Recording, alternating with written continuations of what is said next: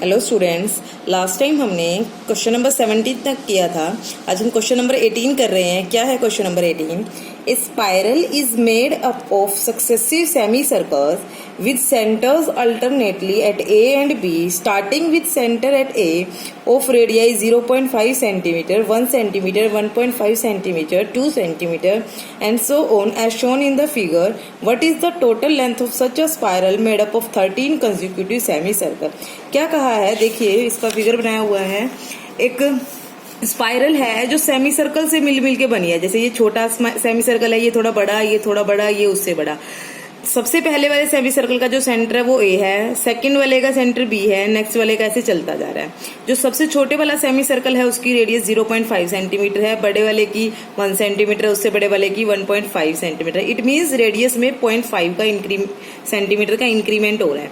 अब ऐसे semi circle से, कितने सेमी सर्कल से? 13, मतलब 13 सेमी सर्कल से जब स्पाइरल बनेगा, जैसे ये 1, ये 2, ये 3, ये 4, तो कितनी लेंथ होगी उस स्पाइरल की? तो हमें इस सेमी सर्कल्स का क्या निकालना पड़ेगा? पेरीमीटर। देखिए कैसे करेंगे। देखिए, ये स्पाइरल है हमारे पास।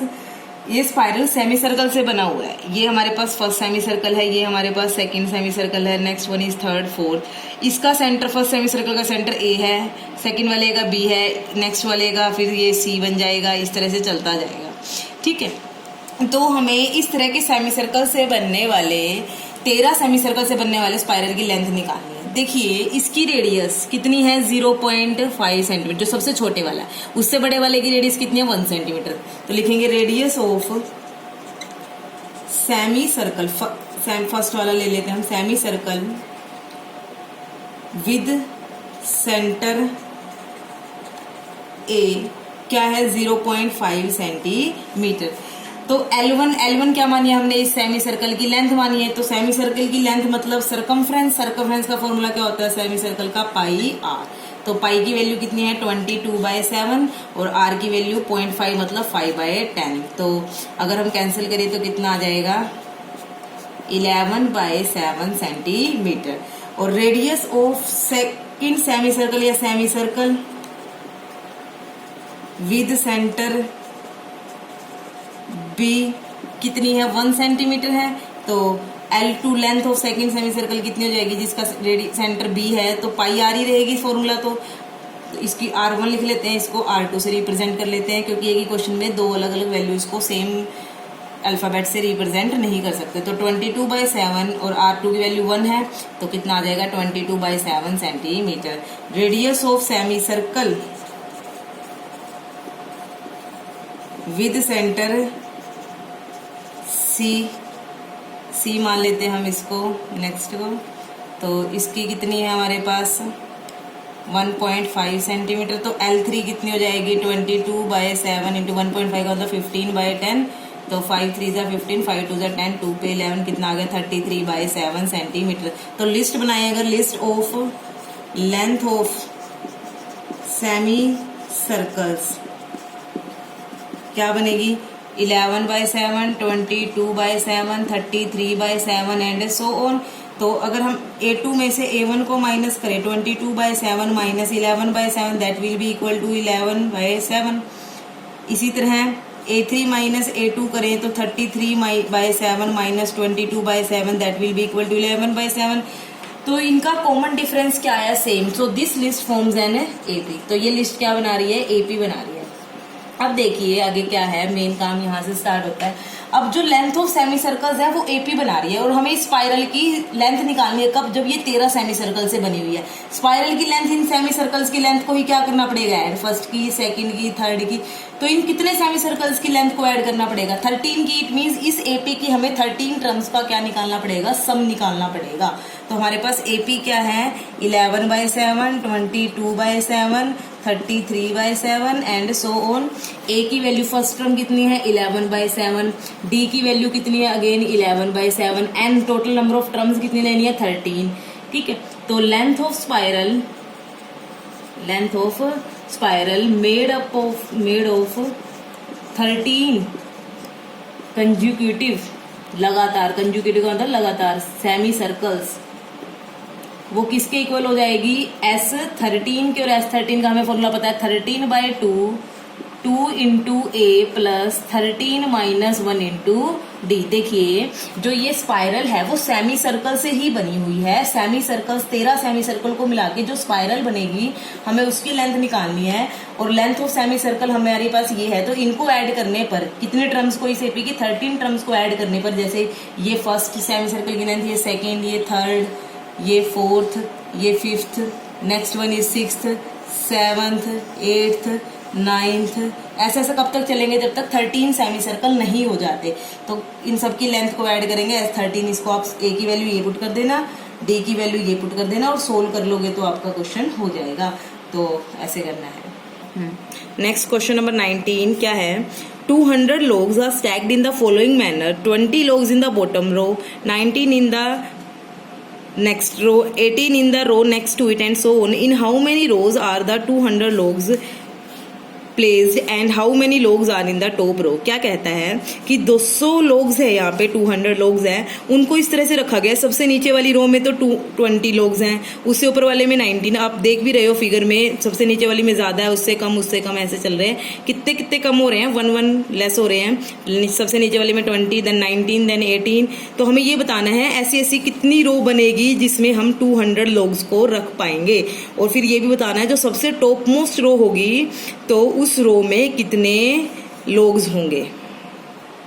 देखिए टोटल लोग्स कितने हैं हमारे पास, टोटल लोग्स 200 हैं। लोग्स इन बॉटम मोस्ट रो कितने थे हमारे पास, 20 थे। लोग्स इन नेक्स्ट रो कितने थे हमारे पास, 19। Logs in next row to it, इससे भी नेक्स्ट रो में कितने थे, 18। ऐसे चलते जा रहे थे। तो लिस्ट बना लेते हैं, list of number of logs कितने, 20, 19, 18 एंड सो ऑन, ऐसे चलते जा रहे हैं। देखिए हमारे पास ये 20 हमारे पास, A2 में से A1 को माइनस कीजिए, 19 माइनस 20 कितना आएगा, -1। A3 में से A2 को माइनस कीजिए, 18 minus 19 is -1। So common difference same है, तो this list forms an AP। So this list forms an AP। अगर AP बना रही है तो हम AP के फॉर्मूले यूज कर सकते हैं। इस AP की फर्स्ट टर्म A की वैल्यू कितनी है, 20, D की वैल्यू कितनी है, -1। अब देखिए जितनी भी ये टर्म्स आएंगी AP में, इन सबका सम, मतलब ये टोटल लोग्स, ये number of logs in first row, ये नेक्स्ट, ये नेक्स्ट टू इट, ऐसे चलते जाएंगे। इन सभी ये क्या है, नंबर ऑफ लोग्स है 20 + 19 + 18, जितने भी लोग्स है, टोटल लोग्स हैं कितने हमारे पास, 200 मान लेते हैं। ऐसी ऐसी कितनी रोज बनती है, n। तो SN मतलब इन n टर्म्स का सम कितना होगा, 200। देखिए अगर हमारे पास n रोज में लोग्स रखे गए हैं तो फर्स्ट रो में इतने, सेकंड रो में, थर्ड में, फोर्थ में, फिफ्थ में, अप टू कहाँ तक, nth रो में। और इन सभी लोग्स को, नंबर ऑफ लोग्स को मिला के टोटल लोग्स कितने आने चाहिए, 200। इट मीन्स इस AP की अगर n टर्म्स का हम सम करते हैं तो हमारे पास कितना आएगा, 200। अब हम यहाँ से n की वैल्यू निकालेंगे। तो हमें पता है, we know that SN is equal to n/2 2a plus n minus 1 into d। SN कितना है, 200। n की वैल्यू हमें फाइंड आउट करनी है, 2 × 20 प्लस n minus 1 into -1। तो कितना आएगा, 200 n/2, 2 की अदर उधर मल्टीप्लाई करते तो यहाँ हो जाएगा 400 n into 40, -1 की करेंगे तो -n + 1। तो 400 is equal to n into 40 + 1 41 -n।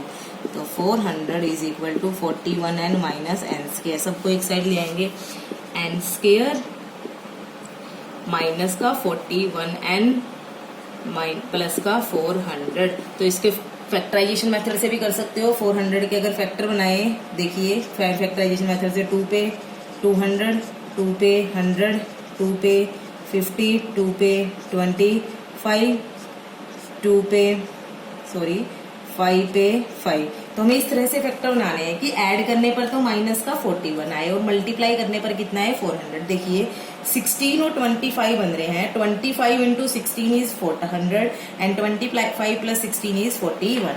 तो हमारे पास ये बनेंगे माइनस का 25 एंड माइनस का 16 एंड प्लस का 400। दोनों ही माइनस के इसलिए लिए क्योंकि दोनों की ऐड करने पर माइनस का 41 आना चाहिए।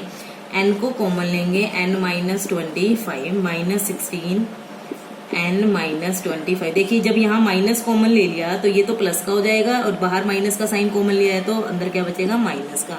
अब n माइनस 25 कॉमन, अंदर बचेगा n माइनस 16। दो नंबर्स की मल्टीप्लाई जीरो कब होगी, आइदर ये जीरो और ये जीरो। जब हम इसको जीरो के इक्वल रखेंगे तो n की वैल्यू 25 आएगी और जब इसको रखेंगे तो n की वैल्यू कितनी आएगी, 16। तो n की दो वैल्यूज आ गई। देखिए 200 लोग हैं तो n की 16 वैल्यू, जो छोटी वैल्यू होती है, देखो 16 पे जब कवर हो गया 200 तो 25 तक जाने की जरूरत ही नहीं है। तो हमारे पास n की वैल्यू कितनी आ जाएगी, 16 आ जाएगी। तो it means there are 16 rows in which logs are placed. और इसके बाद हमसे एक क्वेश्चन और पूछा है, ये पूछा है कि जो टॉप मोस्ट रो है उसमें कितने लोग्स होंगे। इट मीन्स जो 16th हमारा टर्म होगी इस एपी की 16th टर्म, वो भी हमें फाइंड। टॉप मोस्ट रो का मतलब सबसे लास्ट रो, और सबसे लास्ट रो कौन सी बनेगी, जो 16th रो है। तो इट मीन्स हमें 16th रो में कौन से कितने नंबर ऑफ लोग्स होंगे वो निकालने के लिए हमें क्या निकालनी पड़ेगी, इसकी A16, that will B A plus 15D। तो ये आप सोल्व कर सकते हो। A की वैल्यू भी पता है आपको, D की वैल्यू भी पता है। तो यहाँ तक आप कर लीजिएगा क्वेश्चन नंबर 19 तक। तो इम्पोर्टेंट क्वेश्चन है। Thank you.